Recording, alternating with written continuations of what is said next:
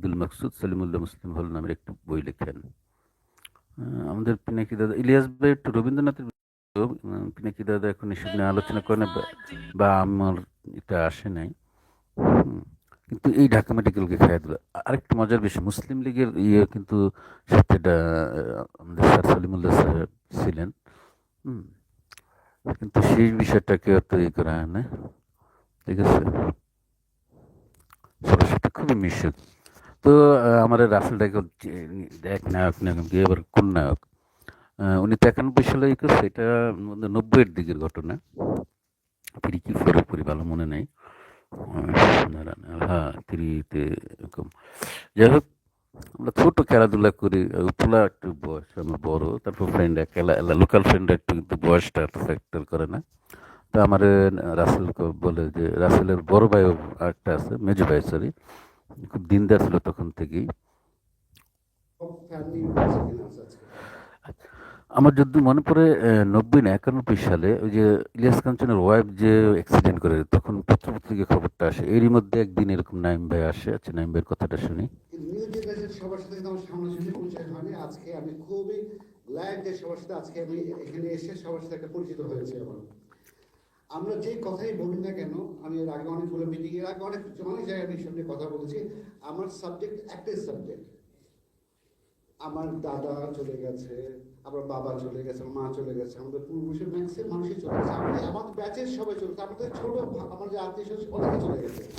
এই যে নওয়াব স্যার সলিমুল্লাহ, আমরা বলি নওয়াব সলিমুল্লাহ একটা ব্র্যান্ড, আমাদের উপমহাদেশের একটা ব্র্যান্ড বেসিক্যালি, তাই না? ব্র্যান্ড এই আমাদের ইন্ডিয়ান বাংলাদেশ সাবকন্টিনেন্টে উনি এত কিছু করলেন। এই যে আমাদের অধিকার বলেন, এডুকেশন সিস্টেম বলেন, আমার ঢাকা ইউনিভার্সিটি বলেন, এতিমখানা বলেন, আজকের বুয়েট বলেন, এভরিথিং ওনার কন্ট্রিবিউশনের মাধ্যমে হয়েছে। মুসলিম লীগ ওনার কন্ট্রিবিউশনের মাধ্যমে হয়েছে। উনি যে টাকাটা ঋণ দিলেন, আমরা কিন্তু আমি সবসময় একটা কথাই বলি, উনি যে 14 লাখ টাকা ঋণ দিলেন, ওনার লোন হয়ে যাচ্ছিল মর্গেজ করে। একটা লোক যদি মারা যায়, আজকে যদি আমার বাবা মারা যায়, অথবা আমি যদি মারা যাই, 2 লাখ টাকা হোক আর 5 লাখ টাকা হোক, সেটা আমার 2টা মেয়ের দায়িত্ব সেই ঋণটা শোধ করা, একটা আল্লাহ দরবারে। তো উনি এত পায়েস লোক ছিলেন।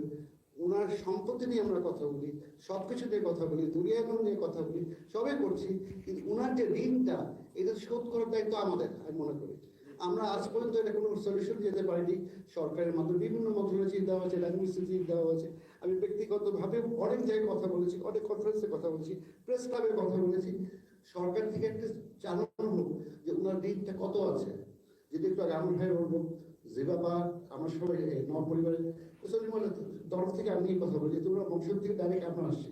তো আমার ফ্যাক্টর হলো একটাই, যে সরকারের কাছে আমরা সবাই যারা আছি, এই সাংবাদিক ভাইরাও আছে, মিডিয়াও আছে, যেন এটা প্রপারলি তুলে ধরা হোক। নব সলিমুল্লাহ ঋণ বর্তমানে কত আছে, আমরা জানতে চাই, যেন এইটার সলিউশন ফার্স্ট হওয়া দরকার।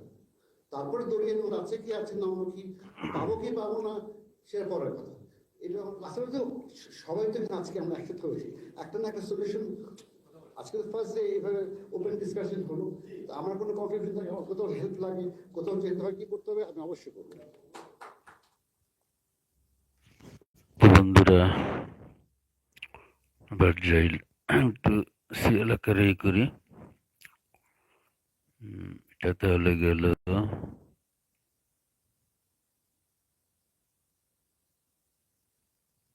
এটা গেল,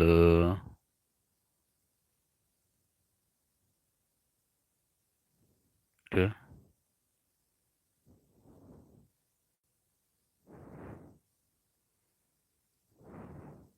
এটা হচ্ছে, এটা হচ্ছে, এটা কি জানি করলাম। আচ্ছা, এটা ওই রেকর্ডে চলে গেছে। নাইম ভাই, আপনার নাইম ভাই, সমস্যা নেই, সার্চে আমার কিছু দেওয়া আছে। নাইম দিলে কি আসে দেখি। এবার নাইম ভাইয়ের কিছু গান দেখাবো।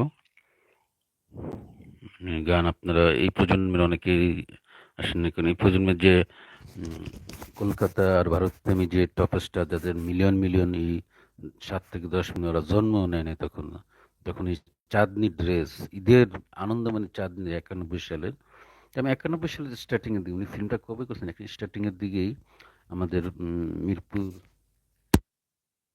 চাঁদনি ছবিটা, যেটা তুমি এসেছিলে পরশু কাল কেন আসোনি, ওই যে নায়ক দেখে তো, সালমান নায়ক, এরা ছিল নায়কের মতো নায়ক। হুম। তো এই যে এই নমিলা, এটার নাম জানি না, এটাকে দেখি নাই। যখন আমরা 2000-এর পরে যাই, 2002 না কত সালে জন্ম নেই নমিলা, 20 না এত হবে না, 2003-4-এর দিকে জন্ম, খুব কোলে ছিল আর কিছু জগতের নমিলা। তো ওই যে এখনকার যে হিট নায়িকারা আছে পিচকি পাচকি, যারা এখন সারা দুনিয়া চষে বেড়ায়, কত বন্ধু বান্ধব, কত শোডাউন। হুম। আর কি বলবো তাদের সামনে, বলার কিছু নেই, কই যে যায় কি করে আল্লাহ ভালোই জানে। আর মানুষ অনেক বেশি বোঝে, আমি একটু মাঝে মাঝে বোঝার চেষ্টা করি, অত না, অত ব্রাদার। আচ্ছা, তো নমিলাকে কোলে দেখে আসছিলাম, নাইম শাবনাজ ভাবি, ভাবি বলছিলাম, আসতোই ঠিক হতো। তো ওই যে 91 সালেই আমার যদ্দূর মনে পড়ে, আমার বন্ধু ডাইকে যে দেখে হলো, দেখে হলো পরে দেখতে পারবি না, আমার ভাই আর বড় ভাইটা আর কি, আসল ভাই হলো নায়ক হইব, নায়ক হইব, নায়িকা খুঁজতেছে।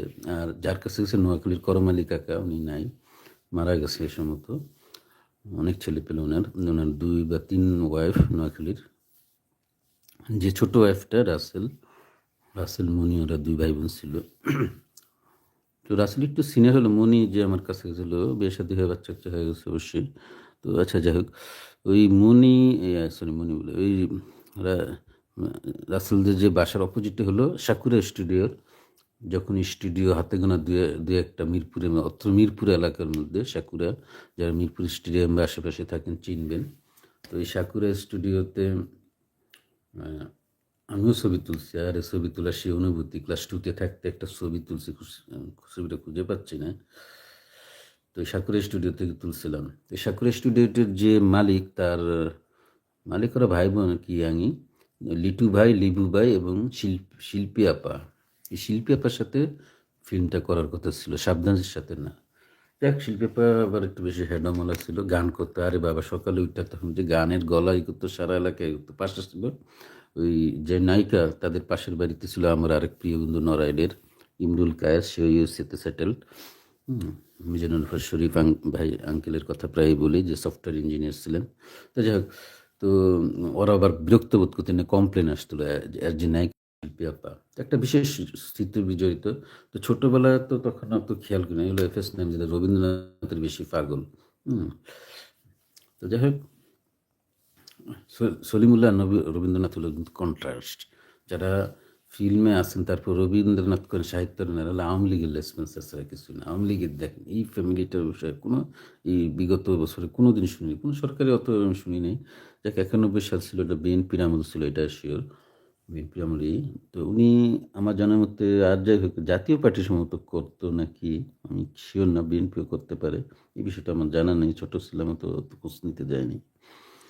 তো ওই সময়কার সরকারের আমলে আর কি।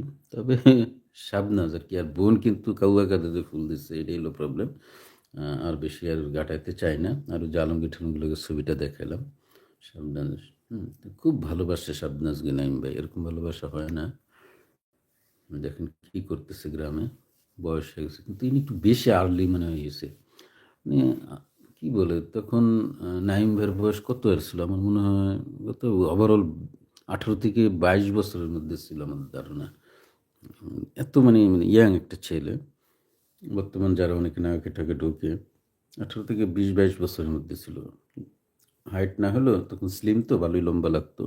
বেশ একটা লম্বা না, 5 ফিট 7 ইঞ্চি বা 6 ইঞ্চি এরকম, বেশি লম্বা না।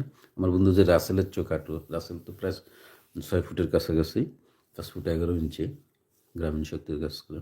তো এইভাবে নাইম ভাইয়ের জীবন চলতেছে। এটা নিয়ে আমার আগেও আমি একটা লাইভ করেছিলাম, নাইম ভাই আর খবরই নাই। যারা আসছেন সবাইকে শুভেচ্ছা। নাইম ভাই এবং আমাদের যে নবাবের ঐতিহ্যটা, নাইম ভাই এখনও আছে, পুত্র পুতি, নাতির ঘরের নাতি বাবু, অর্থাৎ পুতি আর কি, স্যার সলিমুল্লাহ স্যারের, যিনি ঢাকা মেডিকেল কলেজের বিশেষ অবদান, বা বাংলাদেশের একটা ঐতিহ্য ইতিহাসের সাথে অতপ্রতভাবে জড়িত।